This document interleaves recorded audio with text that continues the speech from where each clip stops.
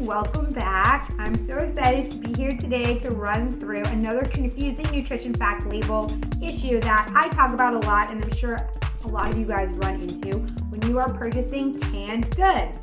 Now I have in front of me 3 varieties of canned beans. This is called canned beans, no salt added. This one is called black beans, and this says organic black beans, low sodium. So when it comes to the grocery store, this can be really confusing. Let's run through the nutrition facts label and do a side-by-side comparison so we can figure out how to make the best choice for our family. Now, the first thing I'm going to do again is always check the serving size to make sure that we're comparing things that are like each other. And all of these have the exact same serving size of half a cup. So the next thing I'm going to take a quick peek at are the calories. They are roughly the same in calories. The next thing I'm going to look at is the fat. Again, very little difference here because we are looking at canned beans.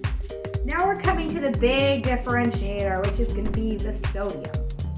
So I'm first going to look at my regular black beans and just take a look at how much sodium is in that. It is 410 milligrams, which comes out to be 18%. We've talked about sodium before and how it does tend to find its way into canned goods. And so here we are seeing exactly how much sodium is in a regular can of black beans.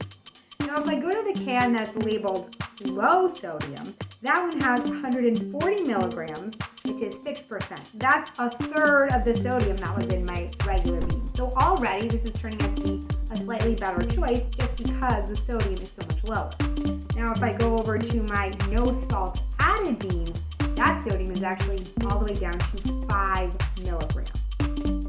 When we just look at the labels though, it can be confusing for us to know which one of these is going to be the better choice. So then I'm just going to again go through quickly to take a look to make sure that the nutrition values are all the same for the rest. The dietary fiber is 9 grams, and for some reason in my no salt added organic beans it's 5 grams. Protein is roughly the same for all of them. Potassium is also roughly the same. Iron is the same. There are slight differentiations, maybe about 2%. For example, the regular beans have 1.6 milligrams of iron, and the low salt, but not the no salt, the low salt are 1.8, which is about a 2% increase in your daily recommended value. However, the biggest differentiator between these 3 cans of beans is the sodium content.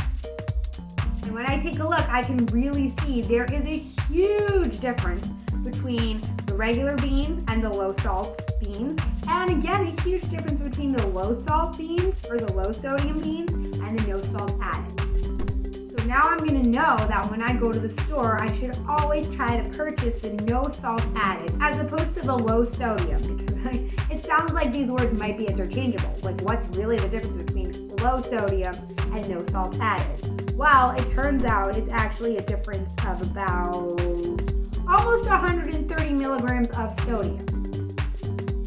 So by taking a look at these nutrition facts labels, we're able to better understand which one of these beans is going to be the best for our family.